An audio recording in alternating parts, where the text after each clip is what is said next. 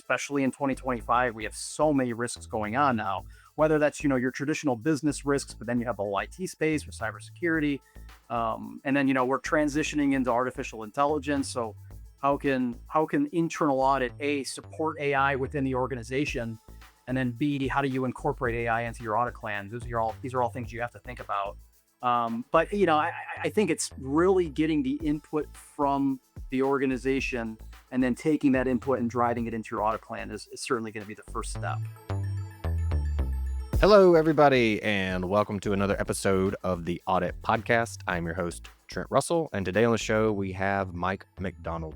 Mike is the Chief Audit Executive at BorgWarner, and this one's a little bit different. So this is a webinar that we did as part of the Audit Analytics and AI conference. Typically, we would do the conference from 8 to 5, but that can be absolutely brutal to sit through virtually. And so we pulled some of the webinar sections and pushed them out a few weeks to make it a little easier. So this is one of those sessions.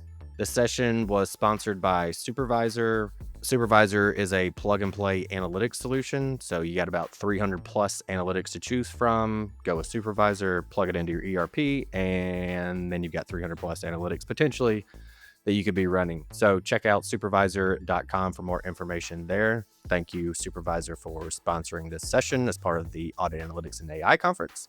And then also coming up with the idea that we should run as a podcast. Really appreciate that also. Mike has been the Chief Audit Executive at BorgWarner for around a year. He's going to go into more details about his experience, his past experience with BorgWarner and prior as part of the session, the webinar that we did. So I won't say much more than that, but he's been there for about a year. So largely the topics were being in that role now for a year. What did you expect? What did you not expect? What did you learn? First 100 days, that kind of stuff. And so it's still geared towards helping aspiring or current CAEs basically be better at their job.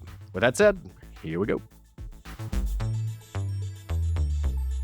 What's the, just for context, for those that don't know, team size that you have a BorgWarner, geographic location, maybe break down IT versus non-IT audit or analytics team, FTEs, things like that. So that as we talk about kind of your role as a CAE, someone can go, okay, I get that because the context of the size of the team and the resources and Yeah. all that. Yeah, so we're a team of 23 people. We're an organization of about 15 billion in revenue. The majority of that 22 people are CPAs. We have a small IT function. We do outsource a lot of our IT responsibilities. So we'll call it roughly 10% is IT. The other 90% is going to be CPAs and business process folks. As far as geography goes, the majority of our team is in North America, but I do have a regional team in Europe and I have a regional team in Asia. So out of the 23, we have around roughly 5 in Europe and roughly 5 in Asia, and the rest of it's in the US. Okay. Now just walk us through the transition.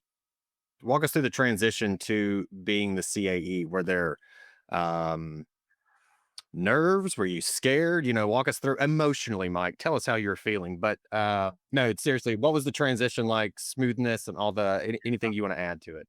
And I think the first thing that's very evident is when you become chief audit executive of any company is your peer group is drastically different, right? So my peers are all the direct reports to our chief financial officer. So it's much more, as I mentioned, it's much more relationship building, making sure that we're setting the mandate the way it should be set according to our audit charter, which is scoping the right locations, the right processes, leveraging technology to identify risk within the company, right? I mean, as you guys know, in internal audit, we don't necessarily make decisions, but we are risk seekers and we present that risk to our customer. And then ultimately, my job is to present it to the audit committee. So, but I would say, Trent, to your question, what's very notable in the very beginning is my peer group is now what we call the SFLC, which is our Senior Financial Leadership Committee. And then, I'm tasked with presenting to the audit committee on a quarterly basis. And, they want to make sure that they have transparency into what's going on in internal audit, what's going on into the business. So my job is to make sure that, we are putting the right protocols in place to reduce risk as much as possible. And then if a new CAE, and we talk about this a lot on the podcast, but if a new CAE came to you or an aspiring CAE who's looking to become a CAE, if they came to you and said, starting playbook, maybe like what the first 100 days look like, what kind of things would you share with them? Yeah, that's a good question.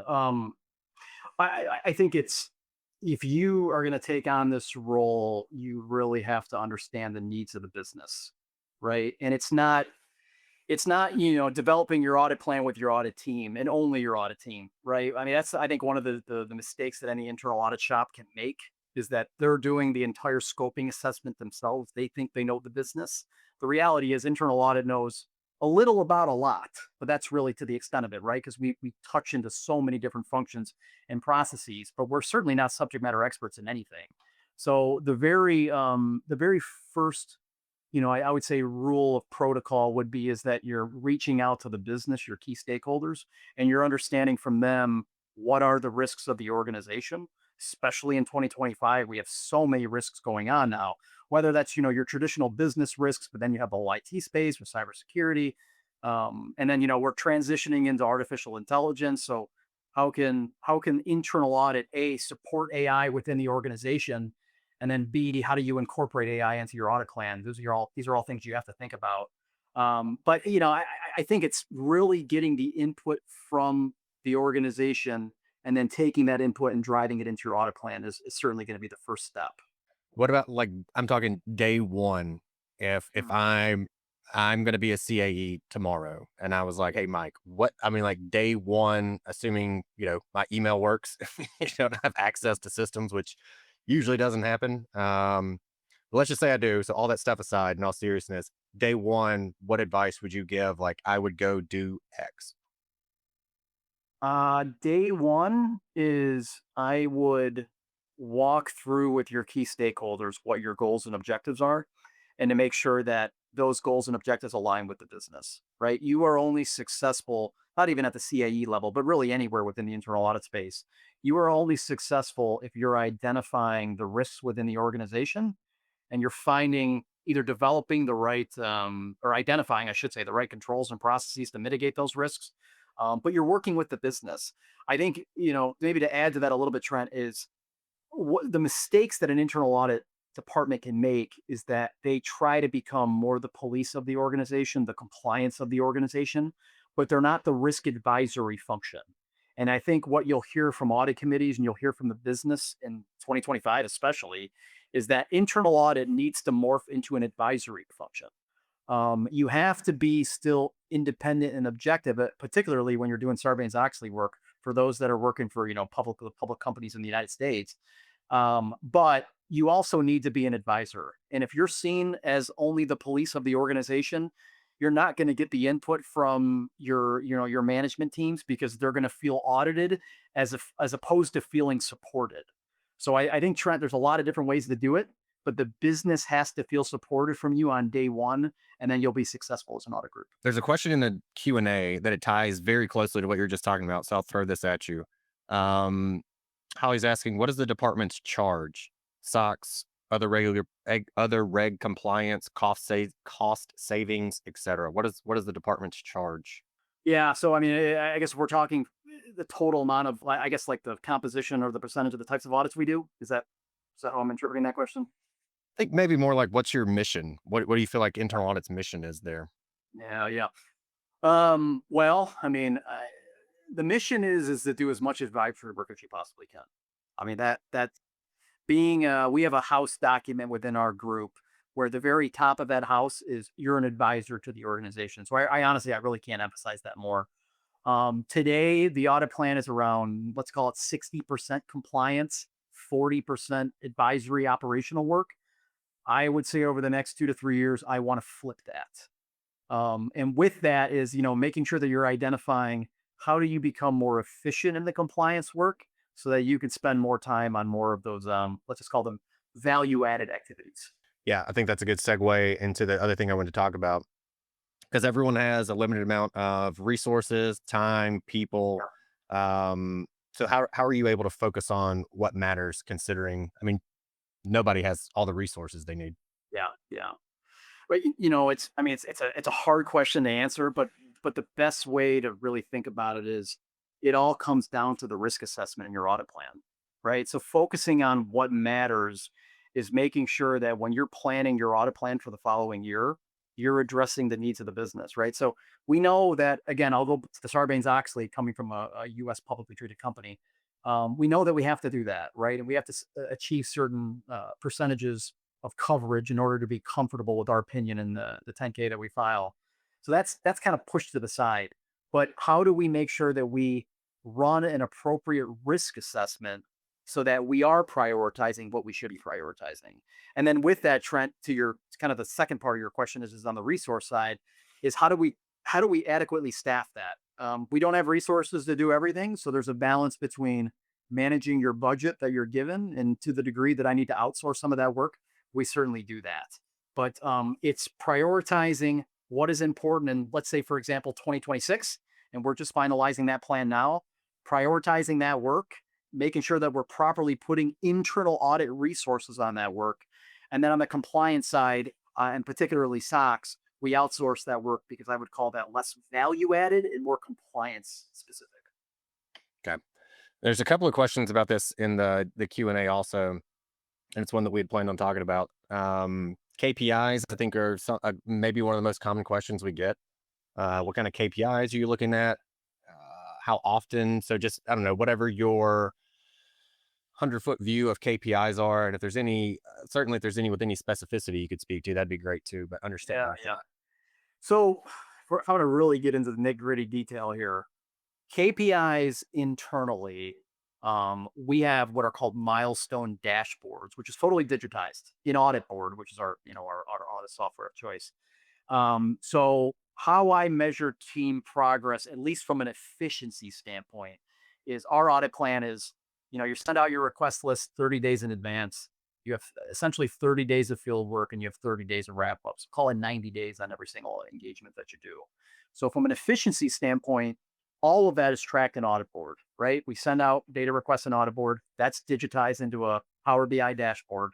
We have our field work, which clocks within Audit Board. And once field work is essentially done, which is through a closing meeting with the business, that gets put into Audit Board through a milestone. And then most importantly, I would argue by far, is are we getting audit reports out on time with quality, with strong recommendations and strong management action plans? So internally, as far as efficiencies go, I look at that weekly, right? So on a weekly basis, I'm logging into Audit Board, I'm logging into my Power BI dashboards, I'm seeing where we're falling behind, and I'm having those conversations with our senior managers and our audit director to make sure that we get back on par. Now that's internal audit specific. Now on the KPIs on how are we doing an internal audit, at the end of the year, we send out surveys to get the feedback from the business on, was the audit scope clear? Was the audit recommendations clear? Do you believe we mitigated the risks financially? Is there anything else that we can do better? We take that feedback and we're constantly revising the way we do things in the following year based on the feedback from the business. So I can't emphasize enough, Trent, to your question on, how are you successful as a chief audit executive?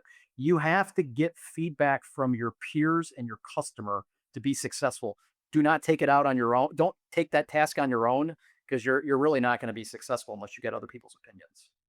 Yeah. And it's no different than I've always said internal audits, just like this mini consulting, firm within an organization. And it's no different than a consulting firm or any other organization. Like if you don't know what your clients want or your customers want and need, and you're not giving that to them, it's probably not going to be super successful. 100% agree. Yeah, exactly. I know, I know you've mentioned technology a ton and your use of it. And that's really, I think you've always kind of been the driver, or at least as far as I've always known, you've been the driver of doing things like full population testing, adopting AI Yep. safely, pushing for analytics. So, like looking back your career, what did you learn about like leveraging full population testing to find issues, drive impact, Yeah. find insights? It's a very interesting question because as I've sort of matured in the space, full population testing is kind of a given now with the tools that we have. But it's not even so much about full populations as sort of the end of the finish line. It's the right populations, right? And I really can't emphasize that enough. And that's really where data analytics comes into play, right? And I would say Supervisor, the software that we launched this year, really helped us get to that finish line of auditing the right populations. Because you bring in, depending on the test, of course, you could have thousands of line items of populations, but how do you understand the risk in your ERP environment, for example, to pick the right data to test the right information? So I would say you have a successful analytics program if your analytics are demonstrating the populations within the full population that you should be putting a little bit more attention to. So, I think Trent, you kind of hit the nail on the head on you got to do full populations, no doubt in my mind. But the next step is it's not really that. It's auditing the right populations, which are the areas that you see the most risk in.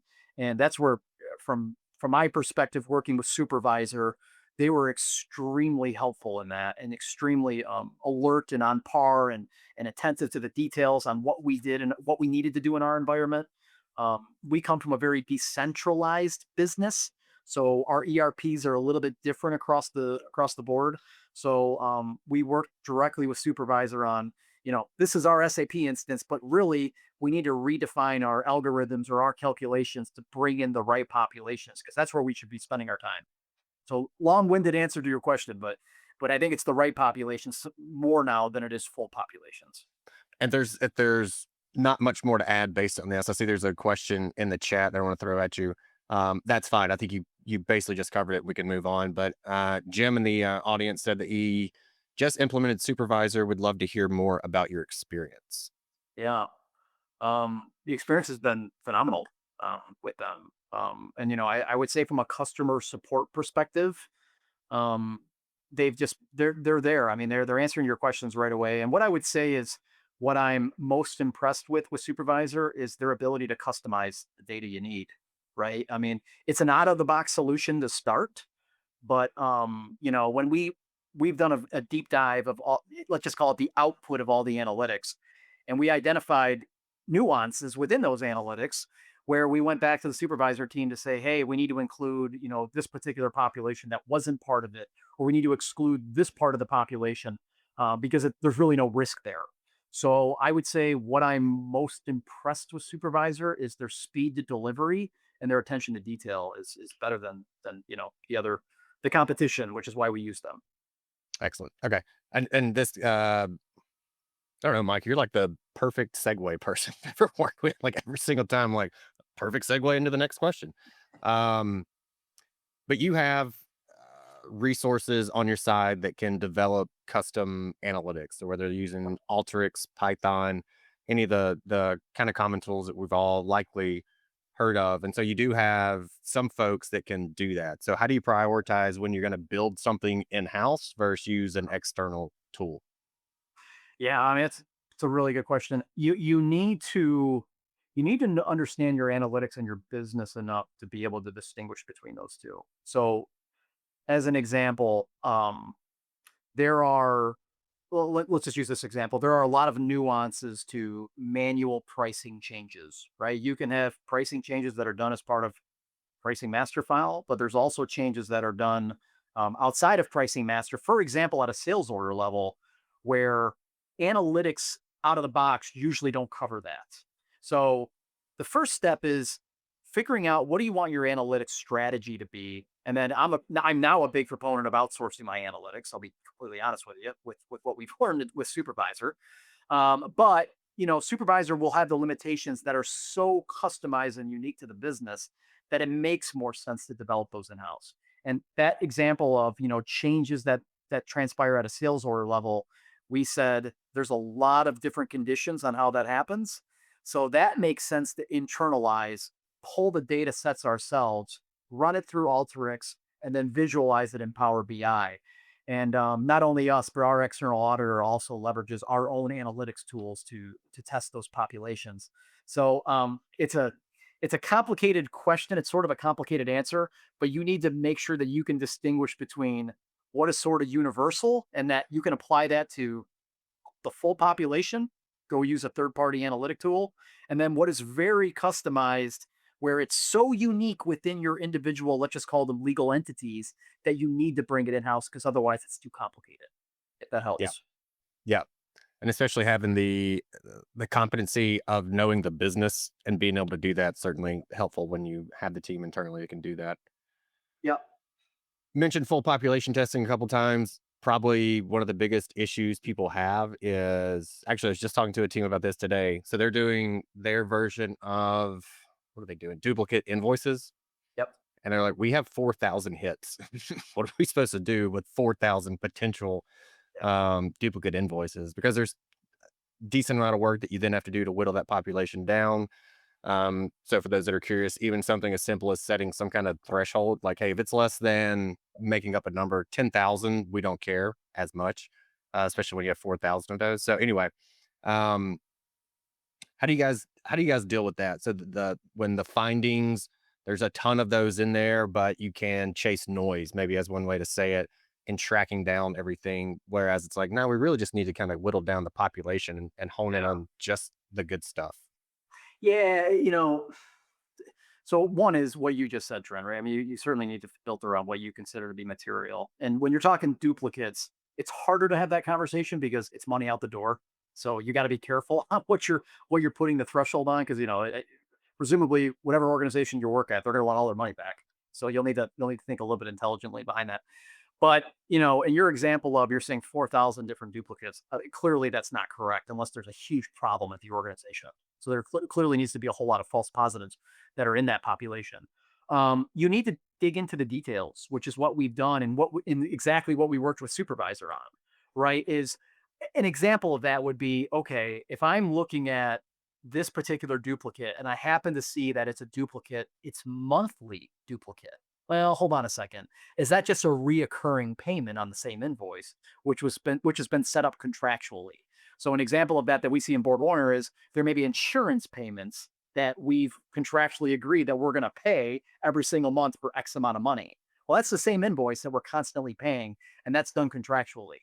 So analytics, what I would say is they tell you the what, they don't necessarily tell you the how or how it's working. So you need to dig in to each of those within your your business unit or wherever your customer is and however you're structured. But you need to dig into those to understand what's causing those dupes and then go back to your analytics strategy and find ways to build algorithms to exclude that. And again, I can't emphasize supervisor has been extremely helpful for us in identifying what those root causes are and taking the noise out.